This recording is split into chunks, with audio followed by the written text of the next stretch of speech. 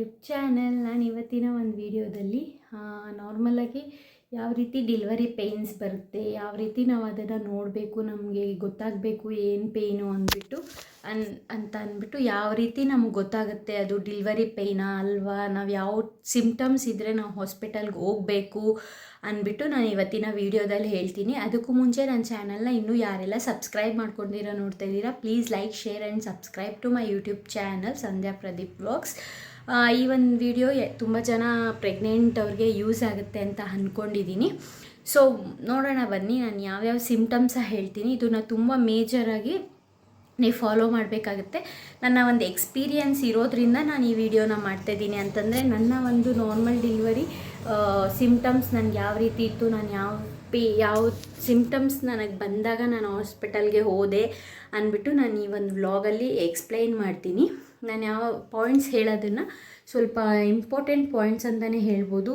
ತುಂಬ ಏನಂತಾರೆ ಕೇರ್ಫುಲ್ಲಾಗಿರಬೇಕು. ಆ 9 months ಬಿದ್ದಾಗ ಒಂದು ವುಮೆನ್ ಆಗಿರ್ಬೋದು, ಅದು ಯಾವ್ಯಾವಾಗ ಅಂದ್ಬಿಟ್ಟು ನಾನು ಹೇಳ್ತಾ ಬರ್ತೀನಿ. ಮೊದಲನೇದಾಗಿ ಒಂದು ಪ್ರೆಗ್ನೆಂಟ್ ವುಮೆನ್ಗೆ ಫಸ್ಟು ನಾವು ನೋಡ್ಕೋಬೇಕಾಗಿರೋದು, ಡಾಕ್ಟರ್ ಹೇಳ್ತಾರೆ LDD ಅಂದ್ಬಿಟ್ಟು, ಡಾಕ್ಟರು ಒಂದು ಸ್ಕ್ಯಾನಿಂಗ್ ರಿಪೋರ್ಟಲ್ಲಾಗಿರ್ಬೋದು ಇಲ್ಲ ನಿಮ್ಮದು ಚೆಕಪ್ ರಿಪೋರ್ಟ್ ಇರುತ್ತಲ್ವ ಅದರಲ್ಲಾಗಿರ್ಬೋದು, ಅವರು ನೀವು ಫಸ್ಟು ಸ್ಕ್ಯಾನಿಂಗ್ ಏನು ಮಾಡಿಸ್ತೀರಾ ಅವಾಗ LDD ಅಂದ್ಬಿಟ್ಟು ಕೊಡ್ತಾರೆ. ಅದು ಲಾಸ್ಟ್ ಡೆಲಿವರಿ ಡೇಟ್ ಅಂತ ಅವರು ಒಂದು ಎಸ್ಟಿಮೇಟಲ್ಲಿ ಕೊಡ್ತಾರೆ. ಅಂದರೆ 40 weeksಗೆ ಅವರು ಆ ಡೇಟ್ನ ಒಂದು ಹಾಕಿ ಕೊಡ್ತಾರೆ ನಿಮಗೆ.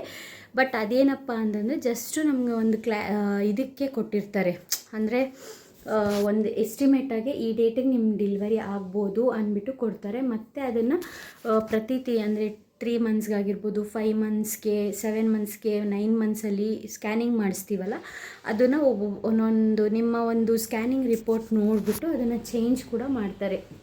ಲಾಸ್ಟಲ್ಲಿ 9th monthಗೆ ಬಿದ್ದಿದ್ದು 1 weekಲ್ಲಿ ನಿಮಗೆ ಸ್ಕ್ಯಾನಿಂಗ್ ಮಾಡ್ತಾರೆ, ಫಸ್ಟ್ ಸ್ಕ್ಯಾನಿಂಗು. ಆಗ ನಿಮಗೆ ಅದನ್ನು ಚೇಂಜ್ ಕೂಡ ಮಾಡ್ಬೋದು, ಇಲ್ಲ ನಿಮ್ಮ ಒಂದು ರಿಪೋರ್ಟ್ಸ್ ಡಿಪೆಂಡ್ ಅಪಾನ್ ಮೇಲೆ ಅದನ್ನು ಕನ್ಫರ್ಮ್ ಮಾಡ್ತಾರೆ ಯಾವ ಡೇಟ್ಗೆ ನಿಮಗೆ ಡೆಲಿವರಿ ಆಗ್ಬೋದು, ಕಂಡೀಷನ್ ಏನಿದೆ ಅಂದ್ಬಿಟ್ಟು. ಸೊ ಅದನ್ನು ಕೂಡ ಫಸ್ಟ್ ನೀವು ನೋಡ್ಕೋಬೇಕು ಯಾವ ಡೇಟ್ಗೆ ಕೊಟ್ಟಿದ್ದಾರೆ ಅಂತ. ಬಟ್ ಅದು ತುಂಬ ಇಂಪಾರ್ಟೆಂಟ್ ಆಗಲ್ಲ, ಬಿಕಾಸ್ ಅದು ಜಸ್ಟ್ ಒಂದು ಸ್ಕ್ಯಾನಿಂಗ್ ನೋಡ್ಬಿಟ್ಟು ಹೇಳ್ತಾರೆ ಅಷ್ಟೇ. ಅದನ್ನು ಬಿಟ್ಟು ಮೇಜರಾಗಿ ತುಂಬಾ ನೀವು ಸಿಮ್ಟಮ್ಸ್ನ ನೋಡ್ಕೋಬೇಕಾಗುತ್ತೆ. ಅದು ಏನೇನು ಅಂದ್ಬಿಟ್ಟು ನಾನು ಸ್ಟಾರ್ಟಿಂಗಿಂದ ಹೇಳ್ತೀನಿ. ನಂಬರ್ 1 ಸಿಮ್ಟಮ್ನ ಫಸ್ಟ್ ಈಗ ಹೇಳ್ತೀನಿ.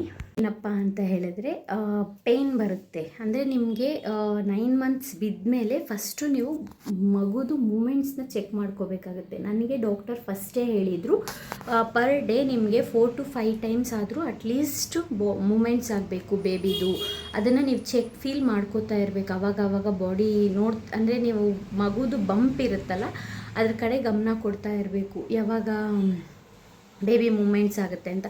ಮ್ಯಾಕ್ಸಿಮಮ್ 2 to 3 times ಆದ್ರೂ ಪರವಾಗಿಲ್ಲ.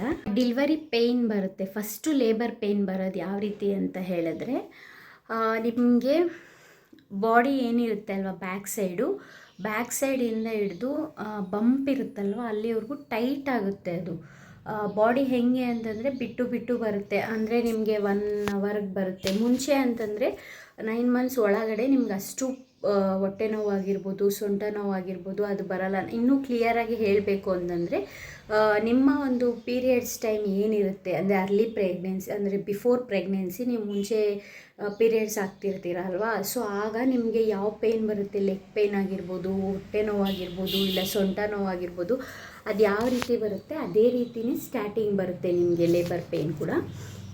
ಅದು half an hourಗೂ ಜಾಸ್ತಿ ಆಗುತ್ತೆ. ಮತ್ತು ಬರ್ತಾ 20 minutes, 15 minutes, 10 minutes, 5 minutes ಈ ಥರ ತುಂಬಾ ಬರ್ತಾ ಇರುತ್ತೆ, ಬಿಟ್ಟು ಬರ್ತಾ ಇರುತ್ತೆ. ಆವಾಗ ಅದು ಡೆಲಿವರಿ ಪೇಯ್ನ್ ಅಂತ ಹೇಳ್ಬೋದು. ಅಥವಾ ನಿಮಗೆ ಒಂದ್ಸಲ LDD ಅಂತ ಕೊಟ್ಟಿರ್ತಾರಲ್ವ, ಅದು ಬಿಟ್ಟೂ ನಿಮಗೆ ಪೇಯ್ನ್ ಬರ್ತಿದೆ, ಬಟ್ ಅದು ಡೆಲಿವರಿ ಪೇಯ್ನ್ ಅಲ್ಲ ಅಂತ ಎಕ್ಸ್ಪ್ಲೇನ್ ಮಾಡಿರಲ್ಲ ಒಂದೊಂದು ಡಾಕ್ಟರ್ಸ್, ಏನೂ ಹೇಳಿರಲ್ಲ ನಿಮಗೆ. ಅದು ಹೇಗಪ್ಪ ಅಂತ ಹೇಳಿದ್ರೆ, ನೀವು ನೋಡ್ಕೋಬೇಕು ಫಸ್ಟು ಪೇಯ್ನ್ ಬರ್ತಿದೆ, ಮತ್ತು ಆ ಪೇಯ್ನು ಓಡಾಡಿದ್ರೆ ಆಗಿರ್ಬೋದು, ಇಲ್ಲ ಅಂತಂದರೆ ರೆಸ್ಟ್ ಮಾಡಿದ್ರೆ ಆ ಪೇಯ್ನ್ ಮತ್ತೆ ಬರಲಿಲ್ಲ ಅಂತಂದರೆ ಅದು ನಾರ್ಮಲಾಗೆ ಅದು ಮಗುಗೆ ಸ್ವಲ್ಪ ಏನಾದರೂ ಅಂದರೆ ಒಳಗಡೆ ಸ್ವಲ್ಪ ಇದಾದರೆ ಅದು ಪೇಯ್ನ್ ಬರುತ್ತೆ ಅಷ್ಟೇ. ಅದು ಬಿಟ್ಟು ನಿಮಗೆ ನೀವು ರೆಸ್ಟ್ ಮಾಡಿ ಓಡಾಡಿ ಏನೇ ಮಾಡಿದ್ರೂ ನಿಮಗೆ ಬಿಟ್ಟು ಪೇಯ್ನ್ ಬರ್ತಿದೆ ಅಂತಂದರೆ ನೀವು ಹಾಸ್ಪಿಟಲ್ಗೆ ಹೋಗಲೇಬೇಕಾಗುತ್ತೆ. ಸೊ ಅದು ಒಂದು ಹೇಳ್ತೀನಿ. ನನಗೆ ಫಸ್ಟೇ ಡಾಕ್ಟರ್ ಹೇಳಿದರು, ಈ ಥರ ಪೇಯ್ನ್ ಬರುತ್ತೆ, ಈ ಥರ ಸಿಚುಯೇಷನ್ ಇದ್ದರೆ ಮಾತ್ರ ನೀವು ಹಾಸ್ಪಿಟಲಿಗೆ ಬನ್ನಿ, ಇಲ್ಲ ಅಂತಂದರೆ ನಾರ್ಮಲಾಗಿ ಕೂಡ ನಿಮಗೆ ಈ ಥರ ಪೇಯ್ನ್ಸ್ ಬರ್ತಿರುತ್ತೆ, ಅದನ್ನು ನೀವೇ ನೋಡ್ಕೋಬೇಕು, ಇಲ್ಲ ಡಾಕ್ಟರ್ನ ಫೋನಲ್ಲಿ ಕನ್ಸಲ್ಟ್ ಮಾಡಿಬಿಟ್ಟು ಮತ್ತೆ ನೀವು ಬೇಕಿದ್ರೆ ಬರ್ಬೋದು, ಡಾಕ್ಟರ್ ಅಕಸ್ಮಾತ್ ಬರಲೇಬೇಕು ಅಂತ ಹೇಳಿದ್ರೆ ಅಂತ ಹೇಳಿದರು. ಸೊ ನನಗೇನಪ್ಪ ಆಯಿತು ಅಂತಂದರೆ ನನಗೆ LDD ಯಾವ ಡೇಟಿಗೆ ಕೊಟ್ಟಿದ್ರು ಅದೇ ಡೇಟ್ಗೆ ಡೆಲಿವರಿ ಆಗಿದ್ದು. ಅದಕ್ಕೆ ಮುಂಚೆ ನಾನು ಒಂದು 10 to 15 ಡೇಸು ನನಗೆ ಬಿಟ್ಟು ತುಂಬ ಹೊಟ್ಟೆ ನೋವು ಬರ್ತಿತ್ತು, ಮತ್ತು ಆಗ್ತಾನೇ ಇರಲಿಲ್ಲ. ಆವಾಗ ನಾನು ವಾಕ್ ಮಾಡ್ತಾಯಿದ್ದೆ, ಒಂದು 10 to 15 ಮಿನಿಟ್ಸ್ ಚೆನ್ನಾಗಿ ವಾಕ್ ಮಾಡ್ತಿದ್ದೆ, ಸ್ವಲ್ಪ ನೀರು ಕುಡಿದ್ಬಿಟ್ಟು ರೆಸ್ಟ್ ಮಾಡಿದ್ರೆ ಮತ್ತೆ ಆ ಪೇಯ್ನ್ ಬರ್ತಿರಲಿಲ್ಲ. ಸೊ ಆ ಥರ ನಾನು ನೋಡ್ಕೊಂಡಿದ್ದು. ನೀವು ಕೂಡ ಅಷ್ಟೇ, ನಿಮ್ಗೆ ಆ ಥರ ಪೇಯ್ನ್ ಬರ್ತಿದೆ ಅಂದರೆ ಒಂದು 10 to 15 ಮಿನಿಟ್ಸ್ ವಾಕ್ ಮಾಡಿ, ಆಮೇಲೇನು ನಿಮಗೆ ಆಗಲಿಲ್ಲ, ಪೇಯ್ನ್ ತಡೆಯೋಕ್ಕೆ ಆಗಲಿಲ್ಲ, ಇನ್ನೂ ಜಾಸ್ತಿ ಆಗ್ತಿದೆ ಅಂತಂದರೆ ಫಸ್ಟು ನಿಮ್ಮ ಡಾಕ್ಟರ್ಗಾಗಿರ್ಬೋದು, ಇಲ್ಲ ಯಾವ ಹಾಸ್ಪಿಟಲಲ್ಲಿ ತೋರಿಸ್ತಿದ್ದೀರಾ ಅಲ್ಲಿಗೆ ಕಾಲ್ ಮಾಡಿ ಹೇಳಿ, ಈ ಥರ ನನ್ನ ಸಿಚುಯೇಷನ್ ಇದೆ ಅಂತ. ಅವ್ರು ಏನು ಅಡ್ವೈಸ್ ಮಾಡ್ತಾರೆ ಅದನ್ನು ನೀವು ಫಾಲೋ ಅಪ್ ಮಾಡಲೇಬೇಕಾಗುತ್ತೆ. ಬಿಕಾಸ್ 9 ಮಂತ್ ಬಿದ್ಮೇಲೆ ತುಂಬಾ ನೀವು ಹುಷಾರಾಗಿರಬೇಕು. ಬಿಕಾಸ್ ಈ ಸಿಚುಯೇಷನ್ಸ್ ಯಾವಾಗ ಏನಾದರೂ ಚೇಂಜ್ ಆಗ್ಬೋದು. ಒಬ್ಬೊಬ್ಬರು ಹೇಳ್ತಾರೆ ಈ ಥರನೇ ಸಿಚುಯೇಷನ್ ಇದ್ದರೆ ಮಾತ್ರ ಹೋಗಿ, ಆ ಥರ ಮಾಡಬೇಡಿ. ಪರ್ಫೆಕ್ಟಾಗಿ ಏನಪ್ಪ ಅಂತಂದರೆ ನಿಮಗೆ ಬಿಟ್ಟು ಪೇಯ್ನ್ ಬರ್ತಿದೆ, ಬೇಬಿ ಮೂಮೆಂಟ್ಸ್ ಇಲ್ಲ, ಆ ಥರ ಏನಾರ ಸಿಚುಯೇಷನ್ ಆದರೆ ಇಮಿಡಿಯೇಟಾಗಿ ಡಾಕ್ಟರ್ಗೆ ಕಾಲ್ ಮಾಡಲೇಬೇಕು ನೀವು. ಅಕಸ್ಮಾತು ಇವಾಗ ಪೇಯ್ನ್ ಬಂತು ಮತ್ತು ನೈಟ್ ಪೇಯ್ನ್ ಬಂತು, ಬೇಬಿ ಮೂಮೆಂಟ್ಸ್ ನಾರ್ಮಲ್ ಆಗಿದೆ ಅಂತಂದರೆ ಅದು ನಾರ್ಮಲ್, ಅದೇನೋ ನಿಮಗೆ ಏನಂತಾರೆ ಲೇಬರ್ ಪೇಯ್ನ್ ಆಗಿರೋದಿಲ್ಲ. ಸೊ ಅದು ಮೇನ್ ಪಾಯಿಂಟು, ಅದನ್ನು ನೋಡ್ಕೋಬೇಕು. ಅಂದರೆ ಪೇಯ್ನ್ ಹೆಂಗೆ ಅಂತಂದರೆ ನಿಮಗೆ ಹೊಟ್ಟೆ ತುಂಬ ಗಟ್ಟಿಯಾಗುತ್ತೆ, ತಡೆಯೋಕ್ಕೆ ಆಗಲ್ಲ ಪೇಯ್ನು, ಮತ್ತು 5 ಮಿನಿಟ್ಸ್ಗೂ ಬರ್ತಾನೆ ಇರುತ್ತೆ, ಅದು ಸ್ಟಾಪೇ ಆಗಲ್ಲ. ಬೇಬಿ ಮೂಮೆಂಟ್ಸ್ ಕೂಡ ಸ್ವಲ್ಪ ಕಡಿಮೆ ಆಗ್ತಿದೆ ಅನ್ನೋವಾಗ ನೀವು ಇಮಿಡಿಯೇಟಾಗಿ ಹಾಸ್ಪಿಟಲ್ಗೆ ಹೋಗಬೇಕು. ಇದು ಫಸ್ಟ್ ಪಾಯಿಂಟ್ ನಾನು ಹೇಳೋದು.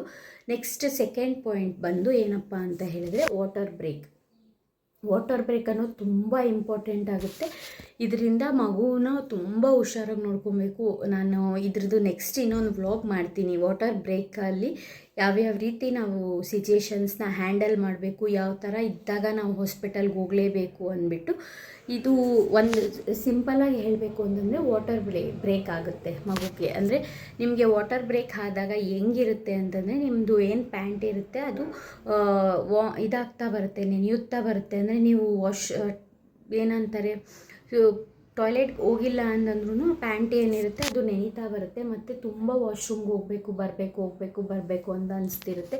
ಹೋದಾಗ ತುಂಬ ವಾಟರ್ ರೀತಿ, ಅಂದರೆ ನಾರ್ಮಲಾಗಿ ನಿಮಗೆ ಗೊತ್ತಿರುತ್ತೆ ಯಾವ ರೀತಿ ನೀವು ಟಾಯ್ಲೆಟ್ಗೆ ಹೋಗ್ತೀರಾ, ಅದು ಬಿಟ್ಟು ನಿಮಗೆ ವಾಟರ್ ತುಂಬ ಹೋಗ್ತಿರುತ್ತೆ. ಅದು ತುಂಬ ಇಂಪಾರ್ಟೆಂಟ್. ಆ ಥರ ನಿಮ್ಗೆ ಆಗ್ತಿದೆ ಅಂತಂದರೆ ಇಮಿಡಿಯೇಟಾಗಿ ನೀವು ಕೇಳಲೇಬೇಕು ಅಂತ ಏನಿಲ್ಲ ಡಾಕ್ಟರ್ನ, ನೀವು ಇಮಿಡಿಯೇಟಾಗಿ ಹಾಸ್ಪಿಟಲ್ಗೆ ಹೋಗಲೇಬೇಕು. ಬಿಕಾಸ್ ಮಗು ಇರೋದೇ ಅದು ವಾಟರ್ ಸುತ್ತಲ, ಆ ವಾಟರ್ ಏನಾನ ತುಂಬ ಕಡಿಮೆ ಆಗಿದೆ ಅಂತಂದರೆ ಮಗು ಪ್ರಾಣಕ್ಕೆ ಅಪಾಯ ಇರುತ್ತೆ. ಅದು ಮೇಯ್ನ್ ಮೈಂಡಲ್ಲಿ ಇಟ್ಕೊಳ್ಳೇಬೇಕಿರುತ್ತೆ. ಯಾರೇ ಆಗಿರ್ಬೋದು, ಒಂದು ಪ್ರೆಗ್ನೆಂಟ್ ವುಮೆನ್ ಆಗಿರುತ್ತೆ, 9 ಮಂತ್ಸ್ ಆದಮೇಲೆ ಆಗಿರ್ಬೋದು, ಇಲ್ಲ ಅದಕ್ಕೆ ಮುಂಚೆನೂ ಆಗಿರ್ಬೋದು, ವಾಟರ್ ಬ್ರೇಕ್ ಅನ್ನೋದನ್ನು ನೀವು ತಿಳ್ಕೋಬೇಕು. ಅದ್ರದ್ದು ವಿಷಯ ತುಂಬಾ ತಿಳ್ಕೊಬೇಕಿರುತ್ತೆ. ಬಿಕಾಸ್ ಚಿಕ್ಕ ವಯಸ್ಸಲ್ಲಿ ಮದುವೆ ಆಗಿರುತ್ತೆ, ಅದ್ರ ಬಗ್ಗೆ ನಿಮ್ಗೆ ಗೊತ್ತಿಲ್ಲ, ನಾಲೆಜ್ ಇಲ್ಲ ಅಂತಂದರೆ ಮಗುಗೆ ಅಪಾಯ ಇರುತ್ತೆ. ಇದ್ರದ್ದು ನಾನು ರಿಯಲ್ ಇನ್ಸಿಡೆನ್ಸ್ ಕೂಡ ಹೇಳ್ತೀನಿ ನೆಕ್ಸ್ಟ್ ಕಮ್ಮಿಂಗ್ ವ್ಲಾಗ್ಸಲ್ಲಿ. ಸೊ ವಾಟರ್ ಬ್ರೇಕ್ ಕೂಡ ಸೆಕೆಂಡ್ ಪಾಯಿಂಟ್ ಆಗಿರುತ್ತೆ. ಇದ್ರ ಬಗ್ಗೆ ಯಾರಿಗಾದರೂ ಕ್ಲಾರಿಫಿಕೇಷನ್ಸ್ ಬೇಕು ಅಂತಂದರೆ ಕಮೆಂಟ್ ಬಾಕ್ಸಲ್ಲಿ ಮಾಡಿದ್ರೆ ನಾನು ಈಗಲೇ ನೆಕ್ಸ್ಟ್ ವ್ಲಾಗಲ್ಲೇ ವಿಡಿಯೋ ಮಾಡಿ ಹಾಕ್ತೀನಿ ಅಂತಂದರೆ ವಾಟರ್ ಬ್ರೇಕ್ ಬಗ್ಗೆ. So water break second symptoms ಆಗಿರುತ್ತೆ. ಅದರದ್ದು ಏನೇ ನಿಮಗೆ ಅಂದರೆ ಸ್ವಲ್ಪ ಲೀಕ್ ಆಗಿರೋದು ಇರ್ಬೋದು, ವಾಶ್ರೂಮಿಗೆ ಜಾಸ್ತಿ ಹೋಗಬೇಕು ಅಂದಾಗ ತುಂಬ ವಾಟರ್ ಥರ ಹೋಗ್ತಾ ಇರೋದು ಇರ್ಬೋದು, ಆ ಟೈಮಲ್ಲಿ ಕೂಡ ನೀವು ಇಮಿಡಿಯೇಟಾಗಿ ಹಾಸ್ಪಿಟಲ್ಗೆ ಹೋಗಬೇಕು. ನೆಕ್ಸ್ಟ್ ಥರ್ಡ್ ಬಂದು ಬ್ಲೀಡಿಂಗು ಅಂತಂದರೆ ತುಂಬ ಬ್ಲೀಡಿಂಗ್ ಹೋಗಲ್ಲ, ಲೈಕ್ ಪೀರಿಯಡ್ಸ್ ಆಗ್ತಿರಲ್ಲ ಆ ಥರ ಆಗಲ್ಲ, ಜಸ್ಟ್ 1 ಡ್ರಾಪ್ 2 ಡ್ರಾಪ್ಸ್ ಬ್ಲೀಡಿಂಗ್. ಇದು ತುಂಬ ರೇರ್ ಕೇಸಸಲ್ಲಿ ಈ ಥರ ಪ್ರೆಗ್ನೆಂಟ್ಸ್ಗಾಗುತ್ತೆ. ಅಂತಂದರೆ ಬ್ಲೀಡಿಂಗ್ ತುಂಬ ಜನಕ್ಕೆ ಹೋಗಲ್ಲ 9 ಮಂತ್ಸ್ ಆದಮೇಲೆ, ಬಟ್ ಯಾರಿಗೆ ಹೋಗುತ್ತೆ ಅವರು ಇಮಿಡಿಯೇಟಾಗಿ ಹಾಸ್ಪಿಟಲ್ಗೆ ಹೋಗಲೇಬೇಕಾಗುತ್ತೆ. ಸೊ ಬ್ಲೀಡಿಂಗ್ ಅನ್ನೋದು ಥರ್ಡ್ ಸಿಂಪ್ಟಮ್ಸ್ ಆಗುತ್ತೆ. ಸ್ವಲ್ಪ ಸ್ಟಾರ್ಟಿಂಗ್ ಆಗುತ್ತಾ ಇರುತ್ತಲ್ಲ, ಆವಾಗ ಇಮಿಡಿಯೇಟಾಗಿ ಹಾಸ್ಪಿಟಲ್ಗೆ ಹೋಗಿ ಸೊ ನನ್ನ ಪ್ರಕಾರ ಫಸ್ಟ್ ಮೇಜರ್ ಬಂದು ಲೇಬರ್ ಪೇಯ್ನ್ ಬರುತ್ತೆ. ಅಂದರೆ ನಿಮ್ಗೆ ತಡೆಯೋಕ್ಕೆ ಆಗಲಿಲ್ಲ ಅನ್ನೋ ಪೇಯ್ನ್ ಬಂದಾಗ ಬಿಟ್ಟು ಪೇಯ್ನ್ ಬರ್ತಿದೆ ಅನ್ನೋದು ಫಸ್ಟ್ ಮೇಜರ್ ಪಾಯಿಂಟ್. ಸೆಕೆಂಡ್ ಬಂದು ವಾಟರ್ ಬ್ರೇಕ್. ಥರ್ಡ್ ಬಂದು ಬ್ಲೀಡಿಂಗ್ ಆಗ್ತಾ ಇರುತ್ತೆ ಬಿಟ್ಟು ಬಿಟ್ಟು. ಫೋರ್ತ್ ಬಂದು ಬೇಬಿದು ಮೂಮೆಂಟ್ಸು. ಇದಿಷ್ಟು ನೀವು ಖಂಡಿತ ನೋಡ್ಕೊಳ್ಳೇಬೇಕಾಗುತ್ತೆ. ಇದಿಷ್ಟು ತುಂಬ ಇಂಪಾರ್ಟೆಂಟ್ ಪಾಯಿಂಟ್ಸ್. ಸೊ ಇನ್ನೊಂದು ಬಂದು ಏನಪ್ಪ ಅಂತ ಹೇಳಿದ್ರೆ, ನೀವು ಪ್ರತಿ ಸಲ ಸ್ಕ್ಯಾನಿಂಗು ಹೋಗ್ತೀರಾ ಅಲ್ವಾ, ಆವಾಗ ಡಾಕ್ಟರ್ ಹೇಳ್ತಾರೆ ಮಗು ಈ ಥರ ಈ ಪೊಸಿಷನಲ್ಲಿದೆ ಅಂತ. ಸೊ ಅವರು ತಲೆ ಏನಾದರೂ ಕೆಳಗಡೆ ಹಾಕಿದೆ ಅನ್ನೋವಾಗ ತುಂಬ ಇಂಪಾರ್ಟೆಂಟಾಗಿ ಹುಷಾರಾಗೆ ನೀವು ಓಡಾಡ್ತಾ ಇರ್ಬೋದು ಮತ್ತು ಆ ಥರ ಇರಬೇಕು. ಬಿಕಾಸ್ ಆ ಥರ ಮಗು ಏನಾದರೂ ನೀವು 9 ಮಂತ್ಸಿಗೆ ಬಿದ್ದಾಗೆ ತಲೆ ಏನಾದರೂ ಕೆಳಗಡೆ ಇದ್ದರೆ, ಆ ಥರ ಇದ್ದರೆ ತುಂಬ ಮೆಟ್ಲತ್ತೋದು ಇಳಿಯೋದು ಆ ಥರ ಎಲ್ಲ ಮಾಡಬಾರ್ದು. ಸೊ ಅದು ಇಂಪಾರ್ಟೆಂಟ್ ಇರುತ್ತೆ.